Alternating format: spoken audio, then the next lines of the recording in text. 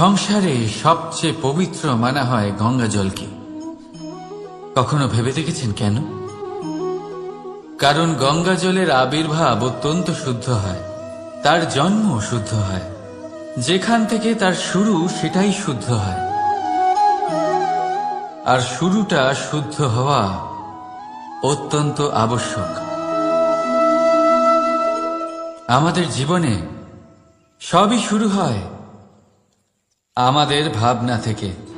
নিজের ভাবনাকে শুদ্ধ রাখুন, কারণ এই ভাবনা থেকেই আবির্ভাব হয় শব্দের। আপনার শব্দ শুদ্ধ। এই সংসারে, এই জীবনে নিজের ভাবনা শুভ রাখলে, শুদ্ধ করলে আপনার মন সুপ্রসন্ন হয়ে বলবে রাধা রাধা। আপনি কখনো কোনো বাজকে নিজের বাসা বানাতে দেখেছেন? এই বাজ যখনই কোনো বাসা বানায় তখন উঁচু গাছের ডালে বা কোনো পর্বতের শিখরে বাসা বানায়, অনেক উচ্চতায়। আর সেখানে তার সন্তানও জন্মগ্রহণ করে। যখন এই সন্তানেরা জন্মায় তখন এই বাজ খুবই ভালোবেসে এবং খুব সাবধানে এদের পালন পোষণ করে। নিজের ঠোঁট দিয়ে তাদের ঠোঁটে খাবার পরিবেশন করে। কিন্তু যেই সেই সন্তানেরা হৃষ্টপুষ্ট হয়ে যায় এবং সেই কথা বাজ নিজে বুঝতে পেরে যায়, সেই বাজ নিজেই সেই বাসা ছিন্ন ভিন্ন করে দেয়। সেই সন্তান যাদের সবেমাত্র ডানা গজিয়েছে, কিভাবে উঠতে হয় তারা জানে না, সেই সন্তানগুলিকে উচ্চতা থেকে ঠেলে দেয়। সেই সন্তান প্রথমে ভয়ভীত হয়ে যায়। তারা সামনে মৃত্যুকে দেখতে পেয়ে ভয়ের কারণে তাদের ডানা ঝাপটাতে থাকে। আর সেই প্রক্রিয়াতেই সেই সন্তানগুলি উড়তে শুরু করে দেয়। এবার এই ঘটনায় আমরা কি শিক্ষা পেতে পারি? এটাই, যদি আপনি মাতা পিতা হন তাহলে নিজের সন্তানকে অবশ্যই স্নেহ করুন, কিন্তু তাদেরকে নিজের আঁচলের তলায় বেঁধে রাখবেন না। যদি আপনি চান আপনার সন্তান জীবনে উন্নতি করুক, তাহলে নিজের মুঠো থেকে তাদের স্বতন্ত্র করে দিন। এই সংসারে সংঘর্ষ করতে দিন। সেই সন্তান নিজেই বুঝতে পারবে যে জন্মের সময় পাওয়া ডানা কি করে ব্যবহার করতে হয়। আর আপনার চোখের সামনে আপনার সন্তান এই আকাশে উড়তে থাকবে। তাহলে আসুন আমার সাথে ভালোবেসে বলুন রাধা রাধা। আমাদের হাতটা দেখুন। এই হাতে 5টা আঙুল আছে, যা ভিন্ন ভিন্ন ধরনের, একরকম কেন নয়? কারণ হলো প্রত্যেকের নিজের নিজের গুরুত্ব আছে, নিজের নিজের মাহাত্ম্য আছে। এরা ভিন্ন, তাই একত্রিত হয়ে মুষ্টিবদ্ধ করা সম্ভব, যার দ্বারা আমরা আত্মরক্ষাও করতে পারি, আবার আক্রমণও করতে পারি। যদি 5টি আঙুল সমান হতো তাহলে মুষ্টিবদ্ধ হতে পারত না, নিজেদের মধ্যে বিভ্রান্তির সৃষ্টি করত। এবার এরকমই কিছু আমাদের সংসারেও হয়। আমাদের দেশ, যেখানে একটি ভূমির ওপর ভিন্ন ভিন্ন ধর্মের মানুষ বাস করেন, ভিন্ন ভিন্ন জাতি, ভিন্ন ধর্ম, ভিন্ন ভাষা। কিন্তু যদি আমরা এটা ভাবি যে কিভাবে এই দেশকে কল্যাণের পথে নিয়ে যাওয়া যায়, কিভাবে এর বিকাশ করা সম্ভব, তাহলে আমাদের একত্রিত হওয়া শিখতে হবে। যেইভাবে 5টা আঙুল একত্রিত হয়, মুষ্টিবদ্ধ হয়, সেইভাবেই আপনার যে ভাষাই হোক, যে ধর্মই হোক, যে জাতি হোক না কেন, ঠিক আছে, আবশ্যক হলো আপনার নিজের কর্মভূমির সাথে, আপনার ধরিত্রীর সাথে যুক্ত থাকা, সাথে থাকা। তবেই দেশের উন্নয়ন সম্ভব, তবেই এই দেশ স্বতন্ত্র থাকবে, সফল হবে, আর এই মন প্রসন্ন হয়ে বলবে রাধা রাধা। যদি আমি আমার চোখ বেঁধে কোনো একটা নির্দিষ্ট দিকে নিজের সমস্ত শক্তি প্রয়োগ করে ছুটে যাই, তাহলে কি হবে? আমি কোথাও ধাক্কা খেতে পারি, নিজের ক্ষতি করতে পারি, কোথাও পড়ে যেতে পারি, তাই না? অর্থাৎ এটা নিশ্চিত এই কাজ আমার করা উচিত নয়। কিন্তু আজকের দিনে প্রত্যেকটা মানুষ এই কাজই করছেন, তাই না? কোনো কাজ করার পূর্বে সেই কাজের বিষয়ে সম্পূর্ণ তথ্য কোথায় সংগ্রহ করছেন? শুধু এটুকু জানেন যে এই কাজটা করলে কত ধন অর্জন করবেন আর কত নাম হবে, আর ব্যাস সামনে এগিয়ে যান। এটা উচিত নয়। পূর্ণরূপে যে কোনো কাজ করার আগেই সেই কাজের বিশ্লেষণ করে নেওয়া উচিত, তা বুঝে নেওয়া উচিত এবং সেই বিষয়ে অবশ্যই খেয়াল রাখা উচিত যে আপনার শরীর এবং আপনার মন এই কাজ করার জন্য কি প্রস্তুত রয়েছে। যদি তা না হয় তাহলে প্রথমে নিজেকে শুধরে নিন, তারপরে সেই কাজ করুন। যদি এইভাবে জীবনে সামনে এগোন তাহলে সাফল্যের সম্ভাবনা জীবনে অনেক বেশি বেড়ে যাবে। তাহলে এটাই করুন আর আমার সাথে ভালোবেসে বলুন, রাধা রাধা। মানুষ জন্মগ্রহণ করে, তার সাথে ভয়েরও জন্ম হয়। ছোটবেলা থেকেই আমাদের মনে কোনো না কোনো প্রকারের ভয় থেকেই যায়। কেউ এই বিষয়ে ভয় পায় যে তার কোনো বস্তু তার থেকে দূরে চলে যাবে। কেউ এই বিষয়ে ভয় পায় যে আমি নিজেকে হারিয়ে ফেলব। কেউ এই ভেবে ভয় পায় যে আমার প্রিয়জনেরা তারা যেন আমার থেকে দূরে না চলে যায়। কেউ এই ভেবে ভয় পায় যে আমরা যেন পথ না হারিয়ে ফেলি, আদি ইত্যাদি। কিন্তু সত্যি কথা বলতে ভেবে দেখুন, এই ভয় বাস্তবে কি? শুধুই একটা মনস্থিতি, আর কিছুই নয়। যা কিছু আপনি জীবনে পেয়েছেন তা একদিন আপনাকে হারাতে হবে। এই জীবন হলো আপনারই, কিন্তু তাও একদিন সমাপ্ত হবে। তাই ভয় পেয়ে কি লাভ? এই ভয় শুধু আপনাকে জীবন যাপন করা থেকে বাধা দিচ্ছে, আর কিচ্ছু নয়। পথ হারিয়ে ফেললেই বুঝতে পারবেন যে নতুন পথ কিভাবে বানাতে হয়। কিছু মানুষকে জীবন থেকে হারালে তবেই আপনি বুঝবেন যে আপনার আপনজনকে। এই ভয়ের কারণে ভীত হয়ে থাকবেন না। এই তারা নক্ষত্র অন্ধকারের অভাবে গুরুত্ব হারায়। শিবকেও মহাদেব হবার জন্য বিষপান করতে হয়েছিল। প্রত্যেক পরিস্থিতি, প্রত্যেক সাফল্য আপনার পরীক্ষা নেবে, তাতে উত্তীর্ণ হওয়া হলো আপনার কর্ম। যখনই আপনি ভয় পাবেন বা সংকটের সম্মুখীন হবেন, তখন সাহসের সাথে তার সম্মুখীন হন। মনে রাখবেন, যে সম্মুখীন হতে জানে সাফল্য তার সাথে সবসময় থাকে। আসুন আর আমার সাথে ভালোবেসে বলুন, রাধা রাধা। এই সংসারে সাফল্য লাভ করার জন্য জ্ঞানের প্রয়োজন হয়, পরিশ্রমের প্রয়োজন হয়, দৃঢ় নিষ্ঠার প্রয়োজন হয়, নিরন্তর চেষ্টা করা প্রয়োজনীয়। কিন্তু আরো কিছু আছে যা অত্যন্ত প্রয়োজনীয় এবং গুরুত্বপূর্ণ। তা হলো ভালো বন্ধু। তাদের থাকা অত্যন্ত প্রয়োজনীয়। যদি ভালো বন্ধু থাকে তাহলে সময় এলে তারা ঢাল হয়ে আপনাকে সুরক্ষা করবেন। সময় এলে অস্ত্রের মতো শত্রুকে সংহারও করবেন। যদি তিনি জ্ঞানী হন, তাদের মধ্যে সদ্গুণ থাকে, তাহলে এই সব গুণ আপনার মধ্যেও প্রবেশ করবে। তাহলে সাফল্যের জন্য ভালো বন্ধু পাওয়া অত্যন্ত প্রয়োজনীয়। কিন্তু শুধু বন্ধু কেন, ভালো শত্রুও থাকা প্রয়োজনীয়। এবার আপনি ভাববেন, আমি কি বললাম? যদি আপনার জীবনেও ভালো অর্থাৎ শক্তিশালী শত্রু থাকে, তাহলে আপনিও শক্তিশালী হতে থাকবেন। এই শত্রু আপনাকে প্রেরিত করবে আরো বেশি শক্তিশালী হয়ে ওঠার। কখনো কোনো হরিণকে দেখুন, তীব্র গতিতে দৌড়তে থাকে। কেন তীব্র গতিতে দৌড়য়? এই কারণে নয় যে কোথাও তার জন্য মধুর ঘাস অপেক্ষা করে রয়েছে, না। সে এই কারণে তীব্র গতিতে দৌড়য় কারণ সেটা না করলে তার পেছনে একটি সিংহ আছে যে ওকে নিজের ভোজন করে ফেলবে। তাই জীবনে বিপদ, সংকট, এই সবকিছুও হলো অত্যন্ত গুরুত্বপূর্ণ। তার সম্মুখীন হতে শিখুন আর আমার সাথে ভালোবেসে বলুন, রাধা রাধা। লক্ষ্যে পৌঁছানো অত্যন্ত কঠিন হয়। কেউ ভাবেন যে কেন এত কঠিন হয়, কেন এত কষ্ট করতে হয় লক্ষ্যে পৌঁছানোর জন্য। এই লক্ষ্য সরলভাবে কেন আমার কাছে চলে আসে না? চলুন আপনাকে একটা কথা বলি, যদি আপনার লক্ষ্য কঠিন না হয় তাহলে তাকে পাওয়া আপনার পক্ষে অসম্ভব হয়ে উঠবে।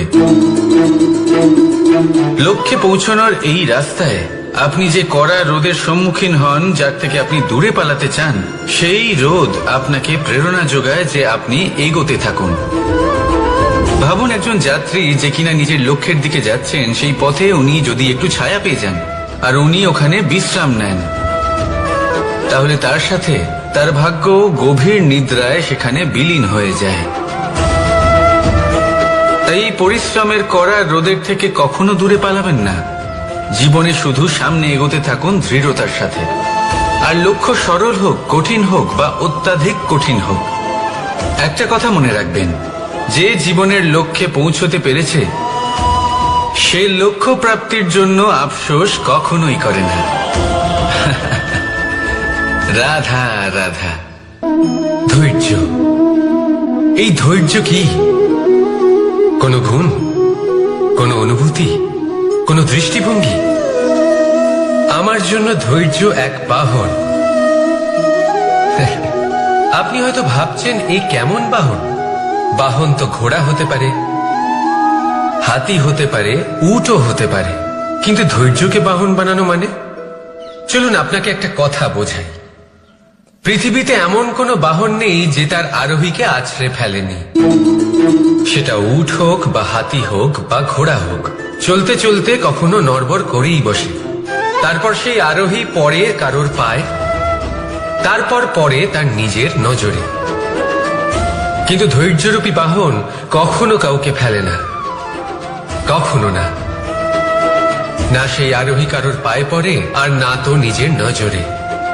কারণ ধৈর্য আপনাকে বিবেক প্রদান করে, বিবেক আপনাকে পরিকল্পনায় সাহায্য করে, আর পরিকল্পনা প্রদান করে আপনাকে শক্তি, আপনার লক্ষ্যের দিকে অগ্রসর হওয়া।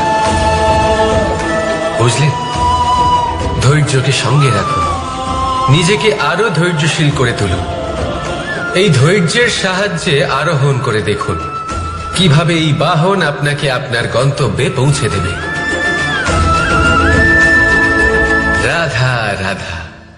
সংসারে এমন একটা ভ্রান্ত ধারণা রয়েছে যে সবকিছু ভাগ্যের দ্বারা পাওয়া যায়, কিন্তু ভাগ্য, প্রারব্ধ এ তো সকলের জন্যই সমান হয়। এটা তো ব্যক্তির উপরে নির্ভরশীল হয়, তার আকাঙ্ক্ষার উপরে নির্ভরশীল হয়, বাসনার উপরে নির্ভরশীল হয়, স্বভাবের উপরে নির্ভরশীল হয় যে উনি সেটা নিয়ে কি করেন। দেখুন, এই প্রসাদ কিন্তু সকলকেই দেওয়া হয়, কিন্তু তা গ্রহণ করবেন কিভাবে সেটা ব্যক্তির উপরে নির্ভর করে। আপনাকে এক উদাহরণ দিই। যেমন ধরুন, দুজন মানুষকে আমি একটা করে মাটির ডেলা দিলাম, সেটা নিয়ে তারা কি করবেন?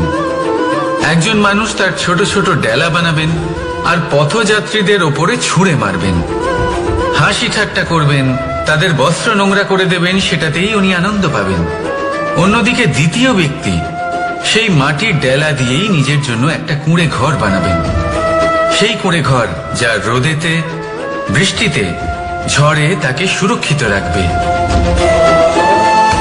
অনুভূতি, এই অনুভূতি বদলাতে শিখুন। এই অনুভূতি অত্যন্ত গুরুত্বপূর্ণ। ভালোবাসাতেও এই অনুভূতি হলো অত্যন্ত গুরুত্বপূর্ণ। ভালোবাসা সে বন্ধুর সাথে হোক, মা বাবার সাথে হোক, ভাই বোনের সাথে হোক, স্ত্রীর সাথে হোক, যে কারোর সাথে হোক। মনে রাখবেন, এই হলো সেই অনুভূতি যা আপনার ভাগ্য নির্ধারণ করে থাকে। তাহলে আসুন আমার সাথে প্রেমের অনুভূতি নিয়ে বলুন, রাধা রাধা। লক্ষ্য, পথ আর সাফল্য, এই তিনটেই একে অপরের সাথে জড়িত, কিন্তু অনেকবার মানুষ এদের ঠিকভাবে বুঝতে পারেন না।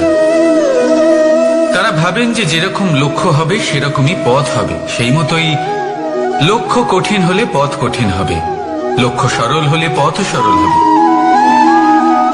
যদি আপনাকে আসল সত্যের সাথে অবগত করাই, তাহলে দেখবেন সবকিছুই এর উল্টো। লক্ষ্য নিজের পথ বানায় না, পথ সেটাই যেটা আপনি স্বয়ং নির্বাচন করে আপনি নিজে বানান। সেই অনুসারেই আপনি আপনার লক্ষ্যে পৌঁছতে পারবেন। সেই জন্য জীবনে যখনই লক্ষ্যে পৌঁছানোর পথের বিষয়ে আপনি কোনো সিদ্ধান্ত নেবেন, তাহলে তা ভেবে চিন্তে নেবেন, কারণ এই পথ অত্যন্ত গুরুত্বপূর্ণ। পথ যদি শুভ হয়, তাহলে লক্ষ্য আপনা থেকেই শুভ হয়ে যায়। তাহলে আসুন আমার সাথে ভালোবেসে বলুন, রাধা রাধা। ভাগ্য আর কর্ম, এই দুই এমন শব্দ যাকে ঘিরে সমগ্র সংসার। কেউ বলে আমার ভাগ্যে এটা ছিল না, যা পেলে আমার জীবন অন্যরকম হতো। কেউ বলে আমার গত জন্মের কর্ম নিশ্চয়ই এমন ছিল, যে কারণে এই জন্মে এরকম ভাগ্য পেয়েছি আমি। এসব বাদ দিন আর একবার শান্ত চিত্তে ভাবুন। আপনি বুঝতে পারবেন যে ভাগ্য আর কর্ম এই দুই এই জন্মের। তফাৎ শুধুমাত্র এটাই যে যদি ভাগ্যের কথা বলা হয়, রাধা রাধা নাম কত সাধারণ একটা বিষয়। প্রত্যেক মানুষ যে জন্ম নেয় তাকে একটা নাম দেওয়া হয়, যা সে পেয়ে থাকে তার মাতা পিতার দ্বারা, না হলে তার গুরুর দ্বারা, বা কোনো আত্মীয়ের দ্বারা, বা কোনো কাছের মানুষের দ্বারা। এই নামের সাথে সে আস্তে আস্তে বেড়ে ওঠে। কিন্তু এটাই কি সেই নাম? এই নামই কি সবকিছু? কখনোই নয়। একটা নাম সেটা যা আপনি জন্মের সময় লাভ করেন, যে নামে আপনি কর্মের পথে অগ্রসর হন। আরো একটা নাম সেটা যা আপনি আপনার কর্মের দ্বারা অর্জন করেন, আর এই নামেই আপনাকে সবাই যুগ যুগ ধরে মনে রাখে। আপনার আসল নাম সেটা নয় যা আপনাকে জন্মের সময় দেওয়া হয়েছিল। আপনার আসল নাম সেটা যেটা আপনি আপনার কর্ম দ্বারা লাভ করেছেন, কারণ সেই লাভের পেছনে প্রচুর প্রয়াস লুকিয়ে থাকে, অনেক পরিশ্রম লুকিয়ে থাকে। কিন্তু যদি আপনি চান যে মানুষ আপনার নাম মনে রাখে, তাহলে আপনাকে কর্মের পথে অগ্রসর হতেই হবে, শুভ কর্ম করতে হবে, অনর্গল চেষ্টা করে যেতে হবে, মহান কাজ করতে হবে। আর বিশ্বাস করুন, আপনি একটা মহান নামের ফল অবশ্যই লাভ করবেন। রাধা রাধা। আমি এখানে একা এই বনে বসে আছি, বাঁশি বাজাচ্ছি। কার জন্য? কে আছেন এখানে? কেউ নেই। আমার প্রজা, আমার রাজ্য, আমার পরিবার আমার থেকে অনেক দূরে আছেন। আমি এখানে একা এই বনে বসে এই আকাশের এই রঙের, গাছের এই সব ফলের, মাটির সুবাসের আনন্দ উপভোগ করছি। কেন? আমি হলাম দ্বারকাধীশ। এমন কি রাজকীয় বা ভৌতিক সুখ রয়েছে যে আমি ওখানে পেতে পারি না? সবকিছুই পেতে পারি, তাও এখানে বনে একা বসে আছি। কোন সুখ খুঁজে চলেছি? একা থাকার সুখ। আমরা প্রত্যেকদিন অনেক মানুষের সাথে, চিন্তাধারার সাথে, কর্মের সাথে, পরিস্থিতির সাথে, সুখ দুঃখের দ্বারা বেষ্টিত থাকি। জীবনের এই চক্রে আমরা জড়িয়ে পড়তে থাকি। যতই আমরা এই সমস্যার সমাধান করি, আমরা ততই এতে জড়িয়ে পড়ি। আমরা এতটাই জড়িয়ে পড়ি যে যখন আমরা আয়নায় নিজেদের দেখি, তখন আমরা নিজেদের চিনতেই পারি না। এমন মনে হয় যেন আমরা নিজেদের হারিয়ে ফেলেছি। সেই জন্য প্রত্যেক দিন আপনি কিছু সময় নিজের সাথে কাটান একান্তে। এটা অত্যন্ত আবশ্যক। নিজের অস্তিত্বের গভীরে গিয়ে দেখতে শিখুন, নিজেকে বুঝুন। অদ্ভুত শান্তির অনুভূতি হবে। যেমন এই বায়ু, এই বৃক্ষ, এই পুষ্প, এই নিসর্গ, এদের মতো আপনিও কখনো একলা হতে শিখুন। কখনো নিসর্গের একটা অংশ হয়ে দেখুন। এই মন প্রসন্ন হয়ে বলবে, রাধা। একবার একটা শেয়াল বনে বিচরণ করছিল। ও একটা ছোট্ট শাবক দেখতে পেল। ও ভাবলো, আজ একেই আমি খাবার হিসেবে গ্রহণ করব। আশেপাশে দেখলো কেউ দেখছে না তো, কেউ ছিল না। আর সেই শাবকের ওপর আক্রমণ করলো, যা হলো একটা ঘোর অপরাধ। বনের নিয়ম অনুসারে আপনি কখনোই শাবকের উপর আক্রমণ করতে পারেন না। তারপর এই খবরটা যখন রাজা সিংহ জানতে পারলেন, সভার আয়োজন করলেন।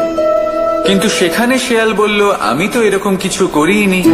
কিন্তু যদি আপনি এরকম বলেন, কোনো প্রমাণ দিন, এর কোনো সাক্ষী আছে? তখন রাজা সিংহ পেঁচাকে ডেকে পাঠালেন, যে সেই মুহূর্তে বৃক্ষের শাখার ওপর বসেছিল। সে সব কিছু দেখেছিল। পেঁচা সব সত্যি কথা বলল, আর শেয়ালকে মৃত্যুদণ্ড দেয়া হলো। এবার এই কাহিনী আমি আপনাকে কেন শোনালাম? কারণ মানুষও কখনো কখনো এরকম কর্ম করেন যা শিয়াল করেছে। এটা ভাবেন কেউ দেখছে না, যখন আমি অনুচিত কর্ম করতেই পারি। কিন্তু না, আপনি যাই করুন না কেন, কেউ না কেউ অবশ্যই তা দেখছে। কোনো ব্যক্তি না হলেও কোনো প্রাণী, না হলে কোনো যক্ষ বা দেব বা প্রেত। যদি এনারা কেউ না দেখেন, তাহলে ধরিত্রী মাতা দেখেন, যেখানে দাঁড়িয়ে আপনি সেই কর্ম করছেন, তাই না? তাই একটা কথা সবসময় মনে রাখবেন, কে দেখছেন কে দেখছেন না সেই বিষয়ে ভাবা ছেড়ে দিন। এটা খুব সহজ কথা। আপনি যদি উচিত কর্ম করেন উচিত ফল পাবেন, যদি অনুচিত কর্ম করেন তাহলে আপনি অনুচিত ফল অবশ্যই পাবেন। সেই জন্য উচিত পথে চলতে থাকুন, উচিত কর্ম করতে থাকুন, আর আমার সাথে ভালোবেসে বলুন রাধা রাধা। বাহ, পুষ্পের সুবাস আমার খুব ভালো লাগে। অত্যন্ত সুন্দর হয় এই পুষ্প। এইভাবে চারিদিকে পুষ্প দেখে মন আনন্দিত হয়ে ওঠে। এবার আপনারা ভেবে দেখুন, আমার চারিদিকে পুষ্প নয় আগুন আছে, তাহলে কি হবে? আমার শরীর কি জ্বলে যাবে না? অবশ্যই জ্বলবে। শরীরকে কি আগুনের তাপ সহ্য করতে হবে না? অবশ্যই সহ্য করতে হবে। এটাই হলো প্রকৃতির নিয়ম। এই নিয়ম কিন্তু আমরা সবাই জানি, কিন্তু আমাদের মধ্যে বেশিরভাগ মানুষ এই বিভ্রান্তি নিয়ে বাঁচে যে এই যে প্রকৃতির নিয়ম তা আমার ওপর প্রযোজ্য নয়। তা কিন্তু নয়। আমাদের চতুর্দিকে এই যে নিসর্গ রয়েছে, আমরা তার কতটা ক্ষতি করি সেটা একবার ভেবে দেখুন। আমরা বনাঞ্চল জ্বালিয়ে দিই, বায়ু দূষিত করি, জল দূষিত করি, প্রাণীদের হত্যা আমরা করি। কেন? এই নিসর্গ আমরা নষ্ট করি, যদিও আমরা জানি যে আমরাও হলাম এই নিসর্গেরই অংশ। এবার দেখুন, শরীরের কোনো অংশে যদি আগুন ধরান, আস্তে আস্তে সমস্ত শরীরও জ্বলে যাবে। সেইভাবেই নিসর্গ যদি নষ্ট হয়ে যায় তাহলে মনুষ্য জাতিও নষ্ট হয়ে যাবে। তাই এই যে নিসর্গ আপনি দেখছেন, এই পুষ্প, এই বৃক্ষ, বায়ু, জল, এদের সকলকে রক্ষা করুন, নষ্ট নয়। মনে রাখবেন, যদি নিসর্গ থাকে মানুষ থাকবে, যদি নিসর্গ থাকে তাহলেই জীবন থাকবে। আসুন আমার সাথে ভালোবেসে বলুন রাধা রাধা। কারই না পছন্দ বলুন তো? অত্যন্ত সুস্বাদু হয় এই মধু, মিষ্টি খেতে হয় এবং তা শক্তিও প্রদান করে। এবং প্রত্যেকটি মিষ্টি পদার্থের মতোই এতেও খুব তাড়াতাড়ি পিঁপড়ে ধরে যায়। অন্যদিকে যদি নুনকে দেখি, তাহলে বছরের পর বছর রাখলেও এতে পিঁপড়ে ধরে না। এবার যদি কথা বলি বন্ধুত্বের, তাহলে বন্ধুত্ব নুনের মতো হওয়া উচিত, মধুর মতো নয়। যারা সামনে এলে শুধুমাত্র মধুর মধুর কথা বলবে, পরে এতে পিঁপড়ে ধরে যাবে। এটা নুনের মতো হওয়া উচিত। প্রকৃত বন্ধু হলো সে যে সময় এলে পরে আপনার সামনে আপনার প্রকৃত সত্য তুলে ধরবে, তা সে যতই কঠিন হোক না কেন। আপনার দোষ, আপনার অপগুণ, আপনার খামতি আপনাকে বলতে পারবে, যাতে আপনি সেগুলো শুনে মেনে নিয়ে তারপর নিজেকে শুধরোতে পারেন। এটাই হলো প্রকৃত বন্ধুত্ব। কখনো নিজের জীবনের আশেপাশে মন দিয়ে দেখবেন, অনেক সময় এমন মানুষ থাকেন, অনেক বন্ধু থাকেন, যাদের দেখে আমাদের মনে হয় যে এনারা খুব কঠোর, এনাদের কথা খুব কটু। কিন্তু বেশিরভাগ এমন মানুষের মনটা যদি বুঝতে পারেন, তাহলে দেখবেন তাতে কোনো মালিন্য নেই। এনাদের মন অত্যন্ত পবিত্র হয়। যদি আপনার জীবনেও এমন কোনো ব্যক্তি থেকে থাকে, এমন বন্ধু থাকে, তাহলে তাদের আগলে রাখুন আর আমার সাথে ভালোবেসে বলুন রাধা রাধা। যতক্ষণ আমরা এই সংসারে জীবিত, ততক্ষণ আমাদের সাথে সবকিছু থাকে। আমাদের ধন, সুখ স্বাচ্ছন্দ্য, আমাদের মিত্রগণ, আমাদের পরিবার, এই সমাজ, এই সবকিছু আমাদের সাথে থাকে। যেদিন আমরা এই সংসারকে ত্যাগ করব, এদের মধ্যে কেউ আমাদের সাথে যাবে না।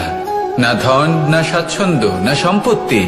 এই সকল মানুষ, এই সমাজ, এরা শুধুমাত্রই শ্মশান পর্যন্ত আমাদের সাথে থাকতে পারবেন। তারপরে যদি আমাদের সাথে কিছু যেতে পারে, তাহলে তা শুধুই আমাদের ধর্ম। আর এই সংসারে আমরা নিজেদের যে সুনাম রেখে যাই, সেটা সম্ভব শুধুমাত্র কর্মের দ্বারা। সেই জন্য সংসারে যতদিন পর্যন্ত জীবিত আছেন, যদি কিছু অর্জন করতে চান, তাহলে ধর্ম অর্জন করুন, ধর্মের বিষয়ে স্পষ্টতা অর্জন করুন এবং কর্ম অর্জন করুন। এটাই হবে আপনার অতীত এবং এটাই হবে আপনার ভবিষ্যৎ, এবং এটাই সকলকে প্রেরণা প্রদান করবে। আসুন আমার সাথে ভালোবেসে বলুন রাধা রাধা। উনি কোনো যাত্রায় যাব বলে মনে করি তখনই আমরা প্রস্তুত থাকি আসন্ন বিপদের জন্য বা সংকটের জন্য। যেমন যদি আমাদের মনে হয় যে আজকের পরিবেশ খুব ঠান্ডা হবে, তাহলে আমরা গরম বস্ত্র ধারণ করি বা সেটাকে সাথে নিয়ে যাই। যদি মনে হয় যে বৃষ্টি হতে পারে বা বৃষ্টি হয়ে চলেছে আমরা দেখছি, তাহলে আমরা একটা ছাতা সাথে নিয়ে নিই। আমরা প্রস্তুত থাকতে চাই এবং এটাই উচিত, এবং সেই কারণেই আমরা যাত্রায় সাফল্য লাভ করি। কিন্তু যদি আমরা কথা বলি জীবনযাত্রা নিয়ে, যা কিনা সব থেকে বেশি গুরুত্বপূর্ণ, তাহলে তার জন্য আমরা পূর্ণরূপে প্রস্তুত থাকি না। আশেপাশের মানুষ, এই সমাজ, আমাদের সাথী, আমাদের মিত্ররা যে কোনো মুহূর্তে বদলে যেতে পারেন। সেই জন্য আমরা নিজেদেরকে কখনো সাবধান করি না, কখনোই নিজেদের প্রস্তুত করি না। আমাদের এটা কখনোই মনে হয় না যে এরকম হতে পারে, আর সেই কারণেই শেষে গিয়ে আমরা অত্যন্ত দুঃখ পাই। একটা অমূল্য শিক্ষা আছে যেটা আমাদের লাভ করা উচিত। সতর্ক থাকা উচিত। এই জীবনযাত্রার জন্য শুধুমাত্র এই পরিবেশের বিষয়ে তথ্য সংগ্রহ করা বা তাকে অনুমান করা এটুকু হলেই চলবে না। আমাদের আশেপাশের মানুষজনকে দেখতে হবে, তাদের স্বভাব পরিস্থিতির ওপর নজর রাখতে হবে। যখন তারা রং পাল্টাচ্ছেন নজর রাখতে হবে, তা অত্যন্ত আবশ্যক। পরিবর্তন আপনার জীবনে অবশ্যম্ভাবী। সঠিকভাবে তার সম্মুখীন হন। আসুন আমার সাথে ভালোবেসে বলুন, রাধা। এই সংসারের সব থেকে বড় সুখ কি? কেউ বলবেন নিজের লক্ষ্য প্রাপ্ত করা, কেউ বলবেন ধন উপার্জন করা, কেউ বলবেন নিদ্রাই সব থেকে বড় সুখ, কেউ বলবেন রাজ্য লাভ করা, আবার কেউ বলবেন মাতার হাত থেকে খাবার খাওয়া, আদি ইত্যাদি। কিন্তু যদি সত্যি কথা বলি, এই সংসারের সব থেকে বড় সুখ হল সেবা করা। কখনো কাউকে সেবা করে দেখুন। এই সেবা দ্বারা অন্য কোনো মানুষের আশীর্বাদ লাভ করাতেই সুখ রয়েছে। আপনার সেবা ভাব দ্বারা যখন কোনো মানুষ নিজের অন্তরাত্মা থেকে আপনাকে আশীর্বাদ করে, তার থেকে বড় সুখ আর কিছুই নেই। কারণ প্রত্যেক মানুষের মধ্যে ঈশ্বর বাস করেন। নরের সেবাই হল নারায়ণের সেবা। নিষ্কাম সেবা করাই হল সব থেকে বড় সুখ। তাই নিজের অন্তরে সেবার এই ভাব জাগ্রত করুন। যে সুখের কথা আমি বলছি, সেই সুখ অনুভব করেই দেখুন। এই মন সুপ্রসন্ন হয়ে বলবে, রাধা রাধা। বাহ! পুষ্পের সুবাস আমার খুব ভালো লাগে। অত্যন্ত সুন্দর হয় এই পুষ্প। এইভাবে চারিদিকে পুষ্প দেখে মন আনন্দিত হয়ে ওঠে। এবার আপনারা ভেবে দেখুন, আমার চারিদিকে পুষ্প নয়, আগুন আছে। তাহলে কি হবে? আমার শরীর কি জ্বলে যাবে না? অবশ্যই জ্বলবে। শরীরকে কি আগুনের তাপ সহ্য করতে হবে না? অবশ্যই সহ্য করতে হবে। এটাই হলো প্রকৃতির নিয়ম। এই নিয়ম কিন্তু আমরা সবাই জানি, কিন্তু আমাদের মধ্যে বেশিরভাগ মানুষ এই বিভ্রান্তি নিয়ে বাঁচি যে এই যে প্রকৃতির নিয়ম, তা আমার ওপর প্রযোজ্য নয়। তা কিন্তু নয়। আমাদের চতুর্দিকে এই যে নিসর্গ রয়েছে, আমরা তার কতটা ক্ষতি করি সেটা একবার ভেবে দেখুন। আমরা বনাঞ্চল জ্বালিয়ে দিই, বায়ু দূষিত করি, জল দূষিত করি, প্রাণীদের হত্যা আমরা করি। কেন? এই নিসর্গ আমরা নষ্ট করি, যদিও আমরা জানি যে আমরাও হলাম এই নিসর্গেরই অংশ। এবার দেখুন, শরীরের কোনো অংশে যদি আগুন ধরান, আস্তে আস্তে সমস্ত শরীরও জ্বলে যাবে। সেইভাবেই নিসর্গ যদি নষ্ট হয়ে যায়, তাহলে মনুষ্য জাতিও নষ্ট হয়ে যাবে। তাই এই যে নিসর্গ আপনি দেখছেন, এই পুষ্প, এই বৃক্ষ, বায়ু, জল, এদের সকলকে রক্ষা করুন, নষ্ট নয়। মনে রাখবেন, যদি নিসর্গ থাকে মানুষ থাকবে, যদি নিসর্গ থাকে তাহলেই জীবন থাকবে।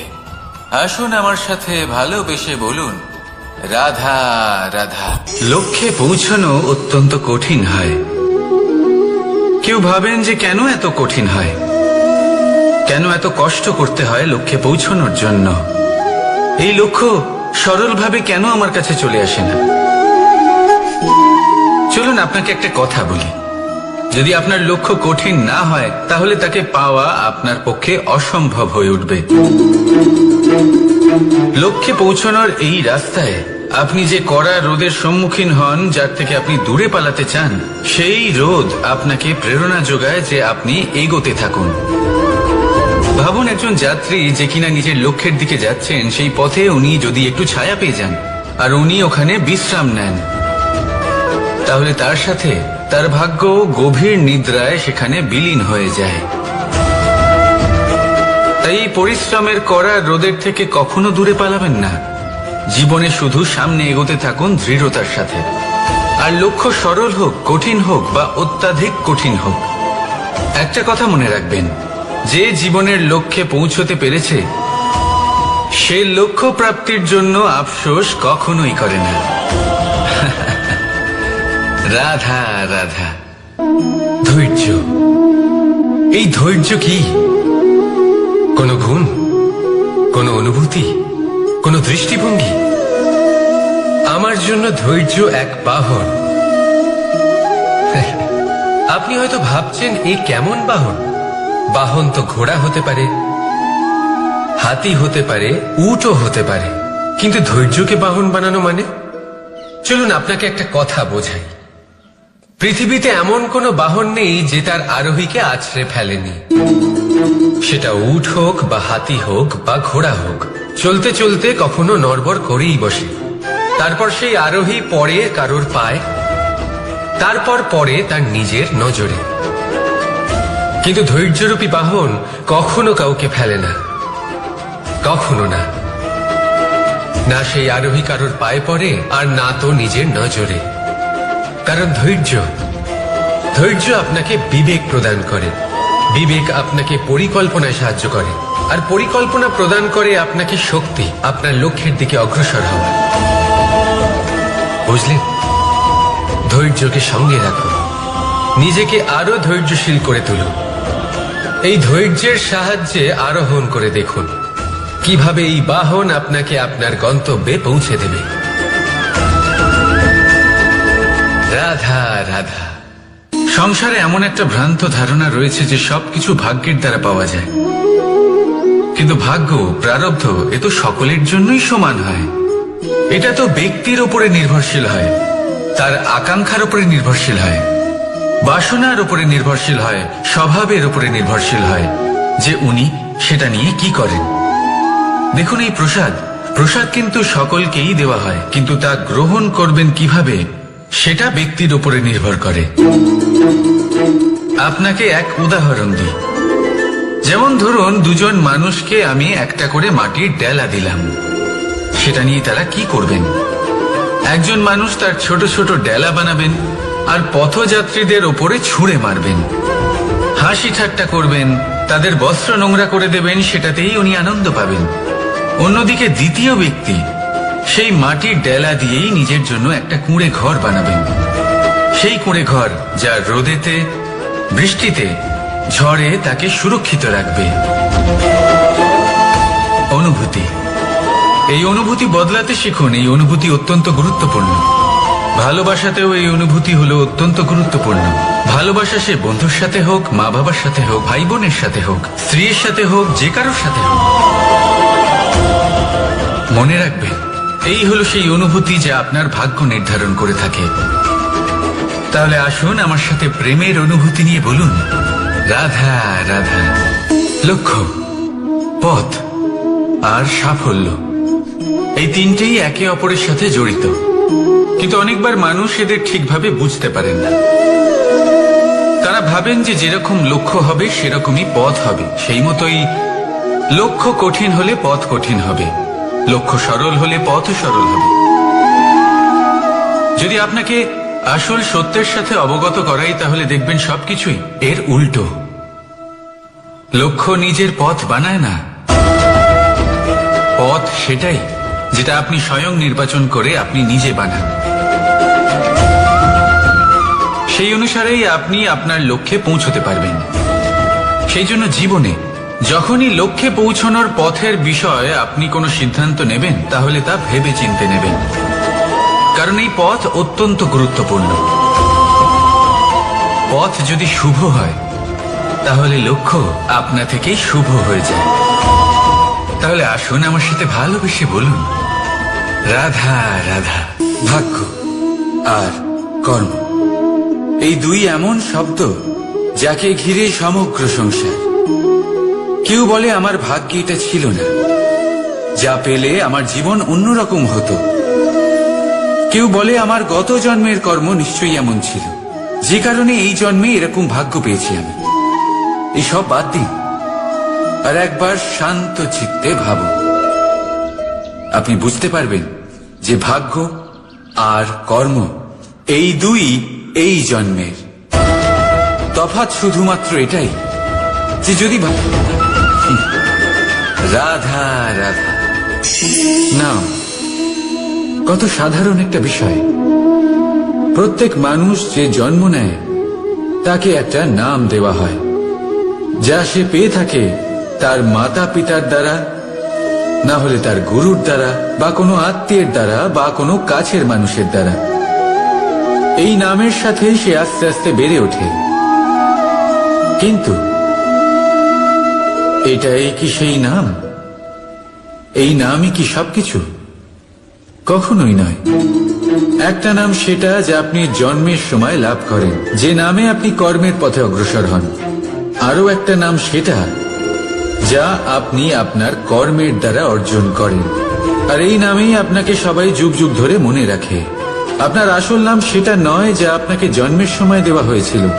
আপনার আসল নাম সেটা যেটা আপনি আপনার কর্ম দ্বারা লাভ করেছেন, কারণ সেই লাভের পেছনে প্রচুর প্রয়াস লুকিয়ে থাকে, অনেক পরিশ্রম লুকিয়ে থাকে। কিন্তু যদি আপনি চান যে মানুষ আপনার নাম মনে রাখে, তাহলে আপনাকে কর্মের পথে অগ্রসর হতেই হবে। শুভ কর্ম করতে হবে, অনর্গল চেষ্টা করে যেতে হবে, মহান কাজ করতে হবে। আর বিশ্বাস করুন, আপনি একটা মহান নামের ফল অবশ্যই লাভ করবেন। রাধা রাধা।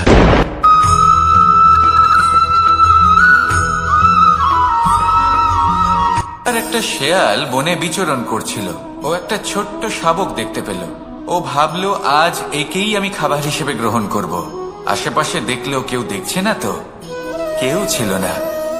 আর সেই শাবকের ওপর আক্রমণ করল, যা হলো একটা ঘোর অপরাধ। বনের নিয়ম অনুসারে আপনি কখনোই শাবকের ওপর আক্রমণ করতে পারেন না। তারপর এই খবরটা যখন রাজা সিংহ জানতে পারলেন, সভার আয়োজন করলেন। কিন্তু সেখানে শেয়াল বলল, আমি তো এরকম কিছু করিনি। কিন্তু যদি আপনি এরকম বলেন, কোনো প্রমাণ দিন, এর কোনো সাক্ষী আছে? তখন রাজা সিংহ পেঁচাকে ডেকে পাঠালেন, যে সেই মুহূর্তে বৃক্ষের শাখার ওপর বসেছিল। সে সব কিছু দেখেছিল। পেঁচা সব সত্যি কথা বলল, আর শেয়ালকে মৃত্যুদণ্ড দেয়া হলো। এবার এই কাহিনী আমি আপনাকে কেন শোনালাম? কারণ মানুষও কখনো কখনো এরকম কর্ম করেন যা শিয়াল করেছে। এটা ভাবেন কেউ দেখছে না, যখন আমি অনুচিত কর্ম করতেই পারি। কিন্তু না, আপনি যাই করুন না কেন, কেউ না কেউ অবশ্যই তা দেখছে। কোনো ব্যক্তি না হলেও কোনো প্রাণী, না হলে কোনো যক্ষ বা দেব বা প্রেত। যদি এনারা কেউ না দেখেন, তাহলে ধরিত্রী মাতা দেখেন, যেখানে দাঁড়িয়ে আপনি সেই কর্ম করছেন, তাই না? তাই একটা কথা সবসময় মনে রাখবেন, কে দেখছেন কে দেখছেন না সেই বিষয়ে ভাবা ছেড়ে দিন। এটা খুব সহজ কথা। আপনি যদি উচিত কর্ম করেন, উচিত ফল পাবেন। যদি অনুচিত কর্ম করেন, তাহলে আপনি অনুচিত ফল অবশ্যই পাবেন। সেই জন্য উচিত পথে চলতে থাকুন, উচিত কর্ম করতে থাকুন, আর আমার সাথে ভালোবেসে বলুন, রাধা রাধা।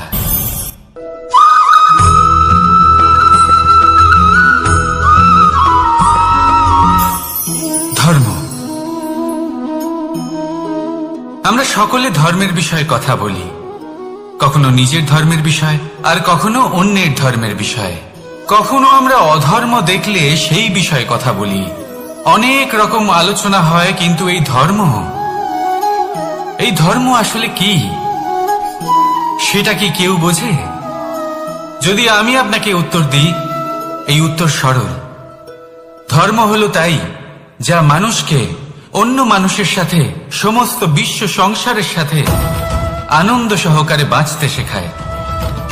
সেই জন্য আপনি যদি কখনো কোনো ধর্মীয় স্থানে যান, সেই ধর্মীয় স্থানে গিয়ে আপনার শান্তির অনুভূতি হয়, তাই না?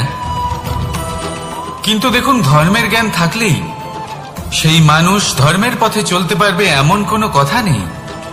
অনেক সময় সম্পর্কে যখন সংঘর্ষ বেড়ে যায়, তখন ইচ্ছের জন্ম হয়, ক্রোধের জন্ম হয়, অহংকারের জন্ম হয়, আর তারপর বিনাশ হয়ে যায় এই ধর্মের।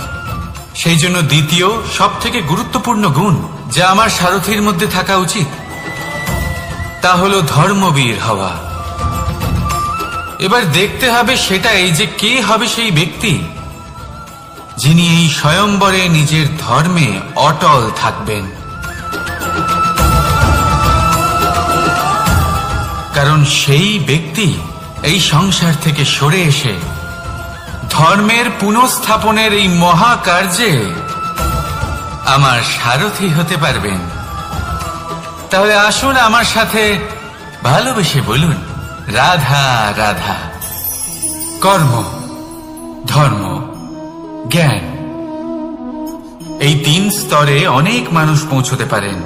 অনেকে এই পরীক্ষা দিয়ে তাতে উত্তীর্ণ হয়ে যেতে পারেন, কিন্তু শিখরে পৌঁছে শাসন তিনিই করতে পারেন যার কাছে এই চতুর্থ গুণটিও থাকে,